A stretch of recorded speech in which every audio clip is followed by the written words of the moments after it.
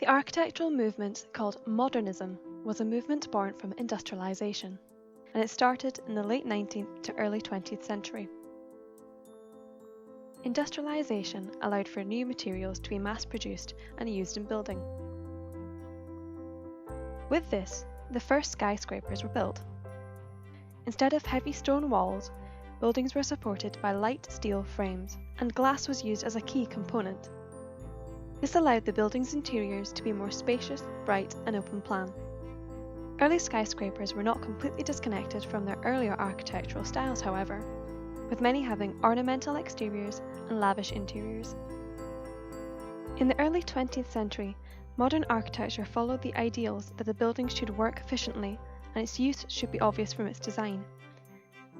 Peter Behrens, who had previously worked as a product designer, designed the AEG turbine factory, which was built in Berlin in 1909 and is one of the most famous early modern buildings.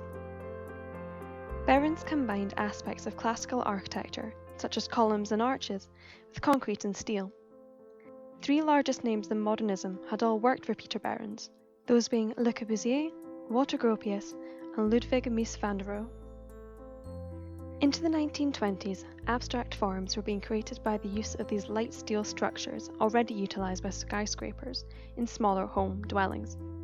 This allowed for lighter, brighter forms which departed from the designs of the past.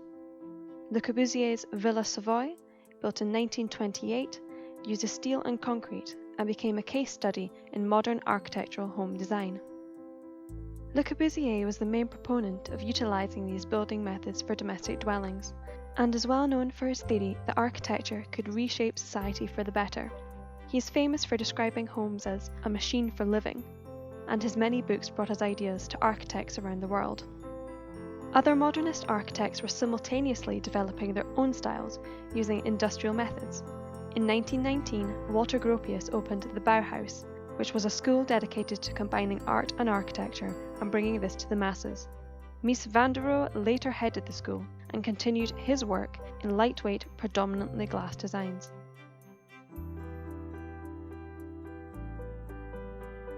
Brutalism, meaning béton brut or concrete, was an offshoot of the modernist movement. The name Brutalism was first used by architects Allison and Peter Smithson. They spoke of how it was intrinsically important that a building's architecture should embrace the materials it was made from. While earlier modernism hoped to look like a machine, Brutalism aimed to look like it was made by a machine. Allison and Peter Smithson were a massive influence upon the architects of Park Hill, Ivor Smith and Jack Lynn, and city planner J. Lewis Wimmersley. The Smithsons were the first to coin the term streets in the sky, after they designed the Golden Lane estate, which was never built. Their design heavily focuses on wide social deck spaces. Jack Lynn and Ivor Smith were Peter Smithson's former students, and direct lines can be drawn between Park Hill and Golden Lane estate. Le Corbusier was another major influence on the architecture, as well as the social ideas behind Park Hill. He designed the Unité d'Habitation, a series of buildings, the first of which was built in the 1920s. These buildings provided the first of their kind in self-contained living. His most famous, named the Radiant City in Marseille, provided shops, a hotel, and a roof terrace. Its brutalist structure is made with steel supports and concrete. Le Corbusier's designs are said to have been inspired by cruise ships, and in this design the parallels are clear.